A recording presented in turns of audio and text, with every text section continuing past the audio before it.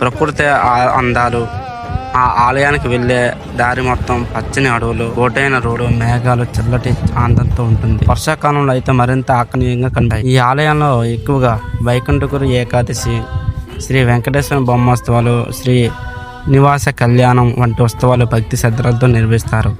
ఆ సమయంలో వేలాది మంది భక్తులు దర్శనానికి వస్తారు. అండ్ భక్తులు ఈ క్షేత్రం చిన్న తిరుమల అని అంటారు. అయితే ఇది తిరుమల దేవస్థాన శాఖ కాదు. ప్రశాంతమైన వాతావరణం, కొండపై శ్రీ వెంకటేశ్వర స్వామి ఆలయం ఉండడం వల్ల ఈ అనుభూతి కలుగుతుందని భావిస్తారు.